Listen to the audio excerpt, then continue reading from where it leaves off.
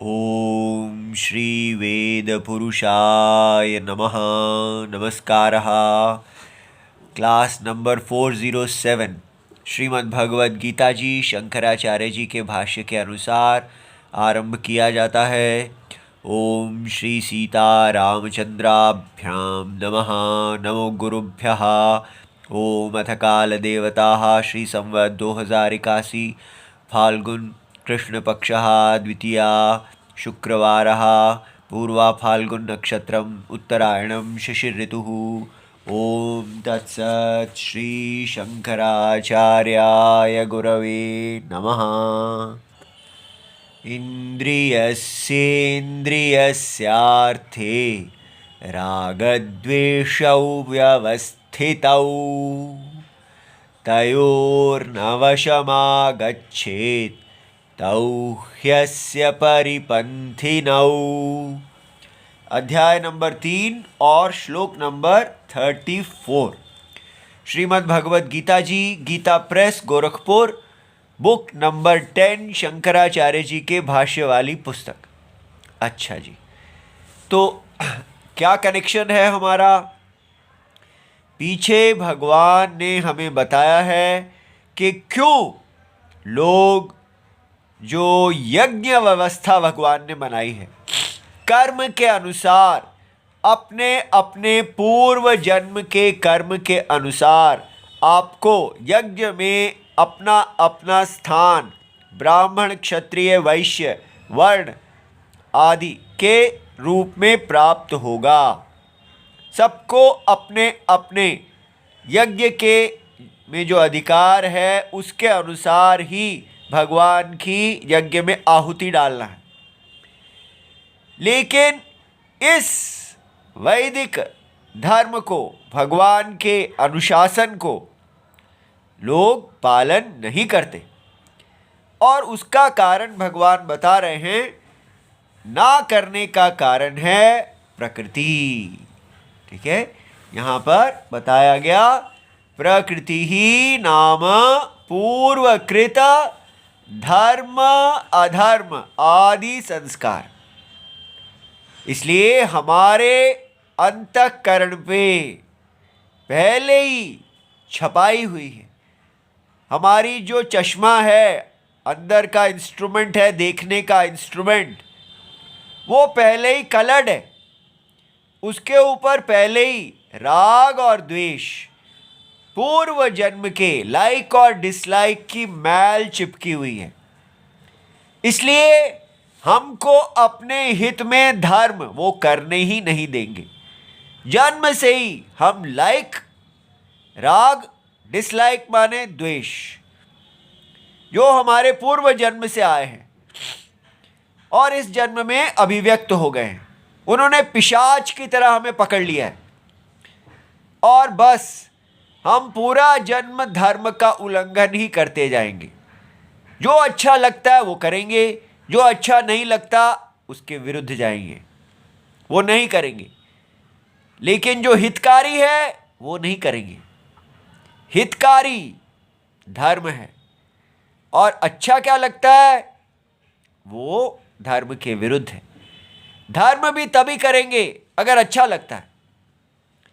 तो by default आप धर्म कर रहे हैं, इसलिए जब तक अच्छा लग रहा है तब तक कर रहे हैं और जब अच्छा लगना बंद किया छोड़ देंगे।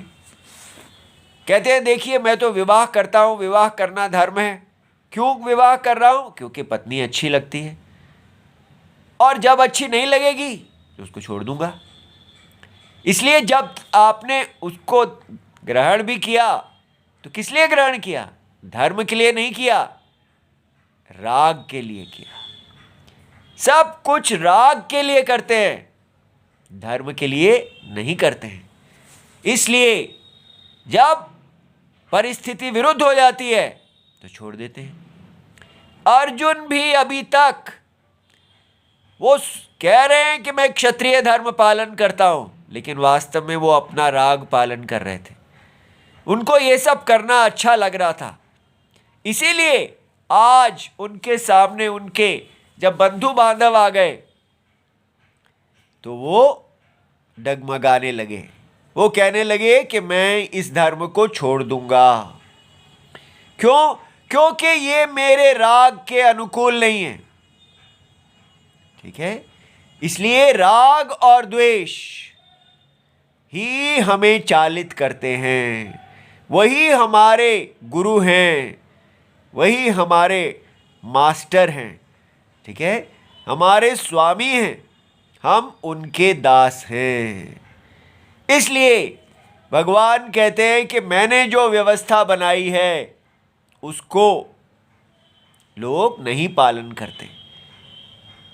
तो अब प्रश्न ये उठता है कि अगर भगवान लोगों की प्रकृति ही उनको चलाती है, उनके राग द्वेष ही उनको चलाते हैं, तो इसमें लोगों का क्या दोष है?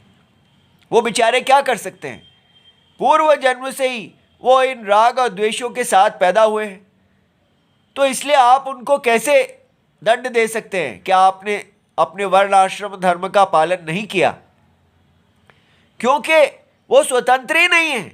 आप खुद कह रहे हैं कि उनकी प्रकृति ही उनको चलाती है। तो जो व्यक्ति स्वतंत्र ही नहीं है कार्य करने में, उसको दंड कैसे मिल सकता है? दंड तो उसको मिलना चाहिए जिसने ये प्रकृति का विधान बनाया है। भगवान आपको दंड मिलना चाहिए। ठीक है, इसलिए जब आपने फ्री विल दी ही नहीं हमको, सब कुछ हम कठपुतली ही हैं और जो प्रकृति कहती है वो हम करते जाते हैं, तो फिर एक परवश व्यक्ति को कैसे उसके कर्म का कर्ता माना जा सकता है? उसको तो कोई करा रहा है। ठीक है, जो कठपुतली है उसको दंड नहीं दिया जा सकता, कठपुतली को चलाने वाले को दंड देना पड़ेगा। कठपुतली की कोई अपनी इच्छा है ही नहीं। हम सब कठपुतली हैं प्रकृति के सामने, और ना ही आपके शास्त्र का कोई मतलब है। फिर कोई प्रकृति को, कोई भी व्यक्ति कठपुतली को आदेश नहीं दे सकता ये धर्म है कठपुतली करो। कठपुतली कहेगी भाई हम तो स्वतंत्र ही नहीं हैं, आप हमारे सामने कुरु माँ कुरु ये सब मत कहिए, क्योंकि हम स्वतंत्र नहीं हैं। इसलिए आपका सारा धर्मशास्त्र फेल हो जाता है, क्योंकि धर्मशास्त्र का उपदेश उसी को किया जा सकता है जो धर्म पालन करने में स्वतंत्र हो। किंतु आपने कह दिया है कि धर्म पालन करने में स्वतंत्रता है ही नहीं। इसलिए ये भगवान यहाँ कहते हैं कि अगर ऐसी बात मान ली जाएगी कि मनुष्य के पास स्वतंत्रता नहीं है, प्रकृति ही उसको चलाती है, वो प्रकृति की कठपुतली है, अपनी लाइक्स एंड डिसलाइक्स की कठपुतली है, तो पुरुषकारस्य विषय अनुपपत्ति है। तो फिर फ्री विल का कोई विषय ही नहीं रह जाएगा, क्योंकि फ्री विल है ही नहीं। तो शास्त्र अनर्थक्य प्राप्त हो, और इससे बहुत बड़ा दोष हो जाएगा कि सारा वेद शास्त्र, पूरी भगवत गीता अनर्थ हो जाएगी, क्योंकि ये धर्म का उपदेश कर रही है जिस धर्म का हम पालन ही नहीं कर सकते। ठीक है, तो इस दोष से कैसे बाहर निकालते हैं भगवान? भगवान कहते हैं कि ऐसा नहीं है कि प्रकृति को वश में नहीं किया जा सकता। प्रकृति सबको चलाती है, इसका उपदेश दिया जाता है कि आप स्वभाव से ही अवश्यम भावी, हर व्यक्ति जन्म से यही कहेगा मुझे अच्छा लगता है इसलिए करूँगा, मुझे अच्छा नहीं लगता नहीं करूँगा। तब उसको बताना है कि जो अच्छा लगता है क्या वो हितकारी है, क्या आपके कल्याण के लिए है। ठीक है, इसलिए जो आपके कल्याण के लिए है लेकिन अच्छा नहीं भी लगता है उसको करो। ठीक है, और जो अच्छा नहीं लगता है किंतु कल्याणकारी है तो भी करो। ठीक है, इसलिए मन की नहीं सुननी, बुद्धि की सुननी है। ये बात समझ में आई? और राग द्वेष को जीतना है। अब हम कहते हैं, ये तो हम कहते हैं घर में, सबको कहते हैं, बच्चों को कहते हैं, बच्चों पढ़ो, अगर पढ़ोगे नहीं अपने मन को तन को जीतो, पढ़ो, ठीक है, पढ़ोगे लिखोगे बनोगे महान, ठीक है, और ऐसे ही खेलो कूदोगे बेकार में मन की करते रहोगे तो बन जाओगे गवार, बेकार रह जाओगे। तो हर समय हम उनको कहते रहते हैं, अपने मन को जीतो, अपने मन को जीतो, तन को जीतो, तन मन को जीतो, ठीक है, मन जीते जग जीते, जो मन को जीत लेता है वो सारे जग को जीत लेता है। इसलिए ये उपदेश तो दिया ही जाता है, तो आप हमें क्या नई बात बता रहे हैं? ध्यान से सुनिए, हमें जो उपदेश दिया जाता है वो क्या है? हमने सब कुछ हिंदुइज्म को चेंज कर लिया है। हम अपने बच्चों को उपदेश देते हैं कि अपने तन और मन को जीतो ताकि आप इस बाजार को जीत सको। समझ में आया? ये आपकी तन और मन की दास्ता आपको बाजार में जीतने नहीं देंगे। खूब पढ़ो, खूब ऊंचे पद आदि को प्राप्त करो, धन को प्राप्त करो और भोग ऐश्वर्य, ऊंचा भोग, ऊंचा पद, यही जीवन का सबसे हाईएस्ट उपलब्धि है। तो इसलिए हिंदू क्या कर रहे हैं? उन्होंने एक नई भक्ति बनाई है कि भगवान से प्यार करो, भगवान तुम्हारी सहायता करते हैं। जो भी आप करेंगे उसमें भगवान को अपने साथ रखो। जैसे आप अर्जुन हैं और भगवान कृष्ण हैं, तो आपने आईआईटी की पेपर पास करना है, आपने आईएएस ऑफिसर बनना है, आपने अपने बाजार में अपने शेयर मार्केट को ऊंचा करना है, जो भी आप प्रॉफिट कमाना चाहते हैं, हर चीज़ में आप भगवान को अपने साथ रखो और भगवान से सहायता लेके अपने मन को जीतो और फिर लग जाओ अपनी महत्वाकांक्षा को पूरा करने के लिए, अपनी एम्बिशंस को पूरा करने के लिए, और कहो कि ये तो भगवान करवा रहे हैं, मैं तो भगवान का काम कर रहा हूँ। सारा भारत, कोई पॉलिटिशियन इलेक्शन लड़ रहा है तो वो कहता है मैं तो सेवा कर रहा हूँ, कोई आईएएस ऑफिसर है मैं सेवा कर रहा हूँ, कोई बिजनेस कर रहा है मैं सेवा कर रहा हूँ। हर व्यक्ति अपना अपना बाजार में काम कर रहा है, लेकिन उसका नाम वो क्या देता है? ये तो मैं सेवा कर रहा हूँ। तो फिर इसलिए ये नया हिंदुइज्म है। इसके अंदर, इसमें खराबी क्या है? क्यों आप ऐसा उल्टे उल्टी बात करते हैं? तो बहुत अच्छा है, सब सेवा करें। इसमें खराबी ये है कि इसमें ये नहीं है। जो जान है भगवत गीता वेद शास्त्र की कि ये वेद पुरुष हैं, सर्वात्मा, और ये जगत सर्वात्मा का वपु है, शरीर है, और आपका शरीर उनके शरीर के अंदर है। ये सारी कहानी कहाँ चली गई?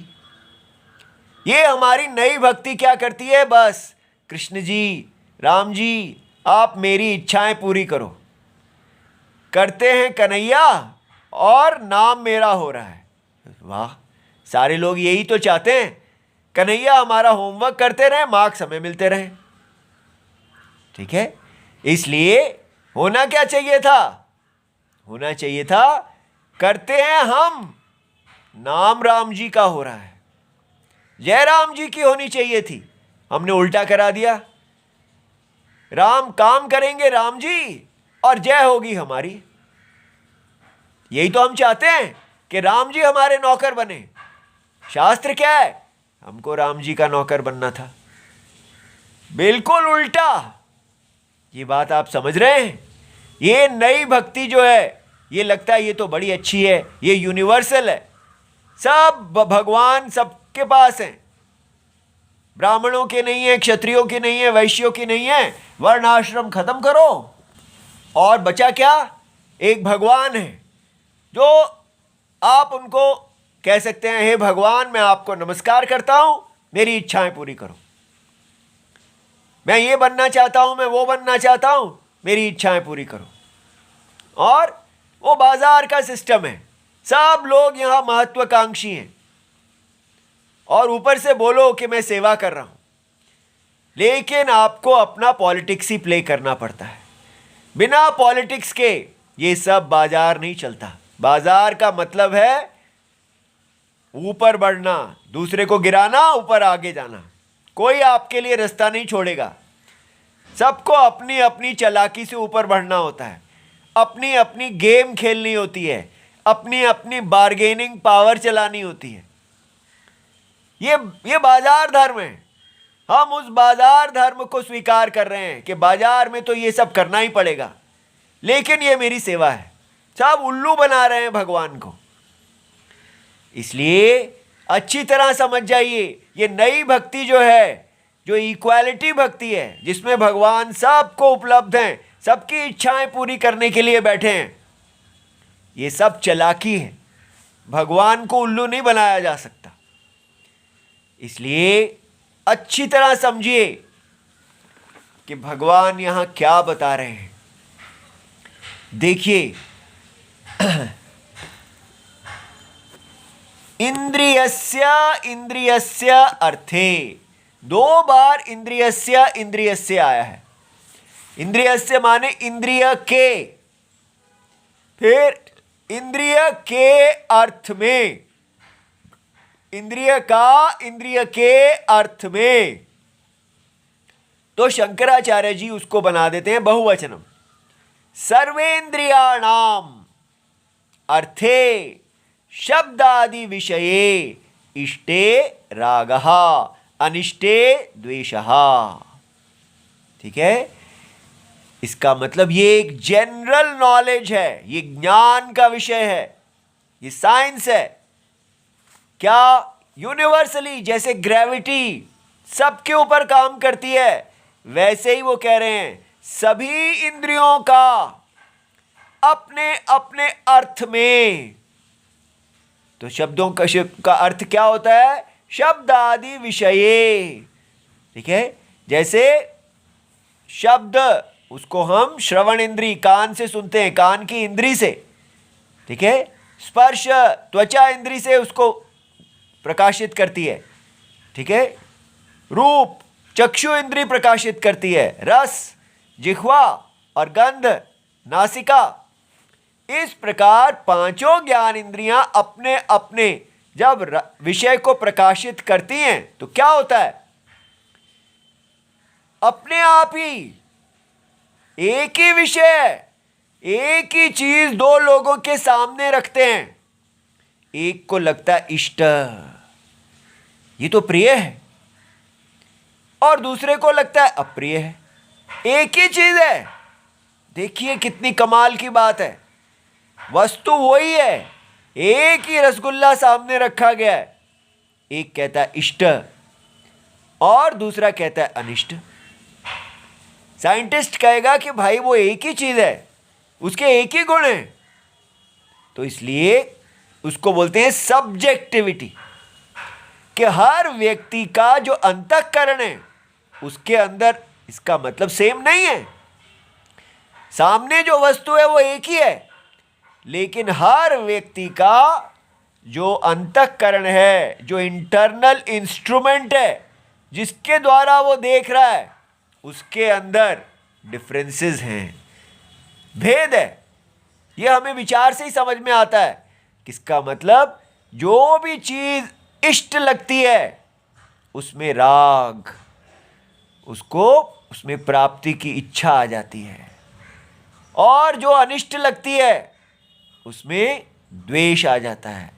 ये राग और द्वेष बुद्धि के विचार के आधार पे नहीं होते। ये राग द्वेष हमें पूर्व जन्म के संस्कारों से प्राप्त होते हैं। कोई साइंटिस्ट एक्सप्लेन नहीं कर सकता कि जन्म से ही सबके राग और द्वेष क्यों अलग होते हैं। ठीक है, इसलिए ये जो राग द्वेष है, इति एवं प्रति इंद्रिय अर्थ, हर इंद्रिय का अपना अपना राग द्वेष होता है। अवश्यम भाविनौ, कोई भी ऐसा व्यक्ति नहीं है जिसके अंदर राग और द्वेष नहीं होते। इसलिए इंडिविजुअलिटी का मतलब है मेरे राग द्वेष अलग हैं तो आपके राग द्वेष अलग हैं। तो कौन सी चीज है जो हम लोगों को अलग कर रही है? राग और द्वेष। ठीक है, और उसके नीचे क्या है?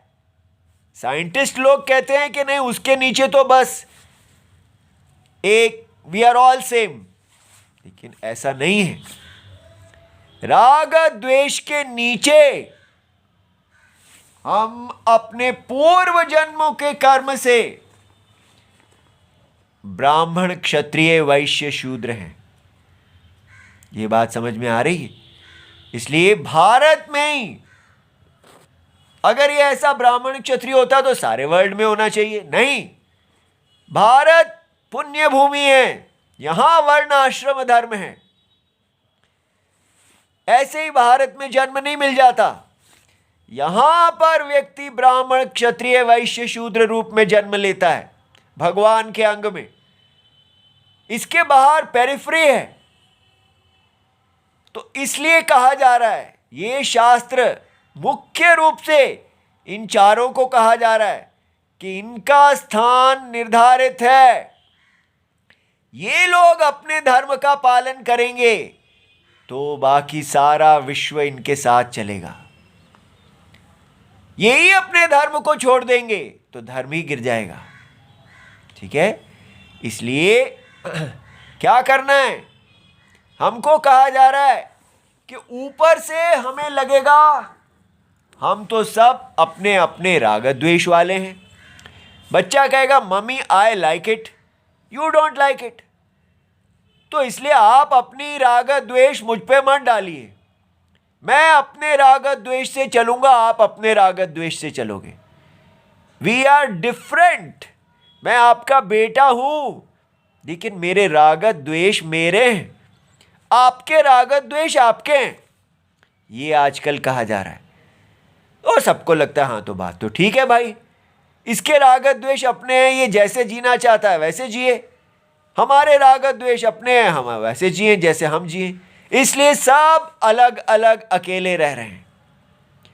कोई कंट्रोवर्सी नहीं, कोई दूसरे को नहीं कहता भाई तुम कपड़े कैसे पहन रहे हो, कैसे सोते हो, कितने दिन बजे तक रात के तुम सोते रहते हो, रात को जागते रहते हो, ये क्या जीवन का तरीका है।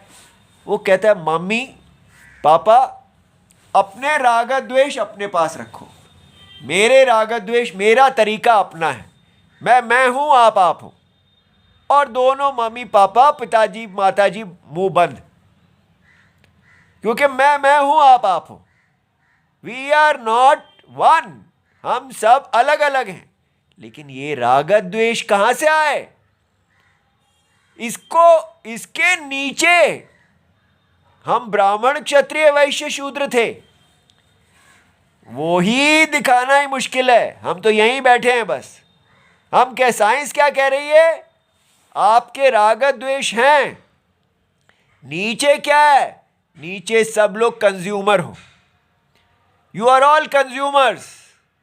अपने अपने राग द्वेष को चेक करो और नेचुरल लॉज, फिजिकल लॉज के अनुसार ही बनाओ। इस पृथ्वी को अपने राग द्वेष से मत खा जाना। ठीक है, इसलिए शास्त्र कहेंगे कि जल जो है वो वरुण देवता है, वो नारायण भगवान का स्थान है। जल में मल मूत्र मत करना, पाप है। लेकिन साइंटिस्ट क्या कहेगा? नहीं नहीं, ये तो इजी है, जल के अंदर मल मूत्र करो, लेकिन वहां पर एक वाटर क्लीनिंग मशीन लगाओ, वाटर का बीओडी लेवल ठीक करो। ठीक है, ताकि वो दोबारा रिजुविनेट हो सके, फिर दोबारा उसमें मल किया जा सके। तो इस पृथ्वी को आपने कैसे यूज करना है वो आपका ध्यान होना चाहिए। कोई देवता इत्यादि कुछ नहीं, वाटर H2O ही है। वाटर कोई नारायण का शयन स्थान नहीं है। ऐसा मत सोचना कि अगर आप मल त्याग कर रहे हैं वाटर के ऊपर तो वो नारायण के ऊपर कर रहे हैं। वहां कोई नारायण, वहां कोई वरुण नहीं है, कोई देवता नहीं है। वो सिर्फ H2 है और ये बड़ा सरल है। कमरे के अंदर ही आपने बैठे, वहीं पर मल किया, मूत्र किया और चला दिया और बाद में कहा दिया कि वो उसकी क्लीनिंग हो जाएगी, बस। So easy. तो हम कैसे जी रहे हैं? राग और द्वेष को हम पहचानते हैं, लेकिन हम कहते हैं कि राग और द्वेष को कंट्रोल करो ताकि कहीं नेचुरल लॉज के अगेंस्ट ना चला जाए, देवताओं के अगेंस्ट नहीं। कोई देवता नहीं है, केवल नेचुरल फिजिकल लॉज हैं। जीवन का उद्देश्य केवल कंजम्पशन है। You are a consumer. अपने राग द्वेष के अनुसार चलो तब तक जब तक आपको फिजिकल लॉज अनुमति देते हैं। और हमने नए भगवान बनाए, वो भी हमें कुछ नहीं कहते कि आपने जल में मलत्याग करना है या नहीं करना। वो कहते हैं जैसे मर्जी जियो, बस आओ मुझे धूप बत्ती करो और मैं आपको सब कुछ दूंगा जो आप चाहते हैं। इसलिए आपके राग द्वेष से जीने के लिए आपको साइंस के अनुसार जीना है। जियो साइंस के अनुसार और साथ ही साथ मेरी पूजा करो। दोनों काम, साइंस भी खुश, भगवान भी खुश, हम भी खुश। जैसे मर्जी हम जीना चाहेंगे जिएंगे, केवल साइंटिफिक होके जिएंगे कि अपनी पृथ्वी को फिजिकल लॉज से चलाना है। लेकिन हम इस वेद पुरुष को नहीं देखना चाहते। क्यों नहीं देखना चाहते? यही यहां भगवत गीता में कहा जा रहा है, प्रकृतिम यान्ति भूतानि। मनुष्य भगवान के बनाए हुए धर्म को, यज्ञ व्यवस्था को नहीं देखेगा, वो इस यज्ञ व्यवस्था को अपने राग द्वेष के लिए सूटेबल बना लेगा। और यही हिंदुओं ने किया है। वो एक ऐसी साइंस को बस पकड़ लिया है जो नास्तिक है, और इन्होंने क्या किया है, कंपैटिबल भगवान बना लिए जो कोई धर्म पालन कर, वैदिक धर्म पालन करने के लिए नहीं कहते, जो बस यही कहते हैं मैं बड़ा सुंदर हूं और मेरे को धूप बत्ती करो और मैं आपकी इच्छाएं पूरी करूंगा, बस। तो इच्छाएं पूरी करने का ही रिलीजन रह गया हिंदुइज्म। सच में ही रिलीजन बन गया, यज्ञ समाप्त। और यहां भगवान क्या कह रहे हैं? बिल्कुल अलग दुनिया है। कहां हम जी रहे हैं और कहां यह है। अत्र अयम पुरुषकारस्य शास्त्रस्य यह विषयः उच्यते। अब राग द्वेष तो बता दिए, भगवान कहते हैं। अब वो शास्त्र जो है वो पुरुषकार है, अर्थात पुरुष को कार्य में नियुक्त करने वाला है। तो पुरुषम करोति, तो उस शास्त्र का विषय क्या है? तो देखिए, शास्त्र अर्थे प्रवृत्तः, व्यक्ति अपने ब्राह्मण क्षत्रिय वैश्य शूद्र इत्यादि उस शास्त्र में कहे हुए धर्म में प्रवृत्त जब होता है, पूर्वम एव राग द्वेष योहो वशम न आगच्छेत। ठीक है, तब शास्त्र कह रहे हैं यहां पर कि तयोहो वशम न आगच्छेत। ये भगवान बता रहे हैं कि ये राग द्वेष हैं, लेकिन इनके वश में मत आना, ये परिपंथी हैं, ये तस्कर हैं। इसलिए आप जा कहां रहे हैं? आप ब्राह्मण धर्म, क्षत्रिय धर्म, वर्णाश्रम धर्म पालन करने जा रहे थे। तब कहा गया मार्ग में ये राग द्वेष आपको लूट लेंगे, इनके वश में मत आना। ब्राह्मण हो तो अपना वेद रक्षा करना, जैसे परंपरा में ब्राह्मण जिए वैसे ही जीना। ये नया नया भगवान मत बनाना, दिमाग लूट लेगा, ऐसा बताया जा रहा है। या ही पुरुषस्य प्रकृति ही, जो आपकी प्रकृति है मनुष्य की, वो सबके लिए राग द्वेष पुरः, वो हमेशा राग द्वेष पुरस्सरः, राग द्वेष उसके सामने रहते हैं, वो उसके अनुसार ही होती है। एव स्वकार्ये पुरुषम प्रवर्तयति, सावधान रहना, सदा आपके राग द्वेष आपको अपने कार्य में लगाएंगे और धर्म से गिराएंगे। तदा स्वधर्म परित्यागः पर धर्म अनुष्ठानम च भवति। देख लीजिए, स्वधर्म को छुड़वाएगी और पर धर्म में डालेगी। ब्राह्मण को कहेगी बंद करो ये सब वेद रक्षा, असली मजा तो बिजनेस करने में है। और इस प्रकार सबको उल्टे उल्टा काम, जो मजा आ रहा है वो करेगी। ऐसी है ये प्रकृति। तो भगवान कैसे इस प्रकृति को जीतते हैं लोग? यदा पुनः राग द्वेषौ तत्प्रतिपक्षेन नियम्यति। राग आपको कहेगा अरे इस लड़की के पीछे जाओ, बहुत अच्छी है ये, तो आपकी बुद्धि आपको कहनी चाहिए नहीं, इसके पीछे मैं जाऊंगा तो मैं धर्म से गिर जाऊंगा, ये इष्ट नहीं है, ये अनिष्ट है। प्रतिपक्ष, उल्टा सोचो। राग द्वेष आपको मजा दिखाएंगे, कल्याण दिखाएंगे, आप विचार करके उसको काटो और कहो नहीं ये तो मेरे को धोखा दे रहा है, मेरा उल्लू बना रहा है, ये मेरे लिए कल्याण मार्ग नहीं है, इसलिए नियमयति, उसका नियम करो।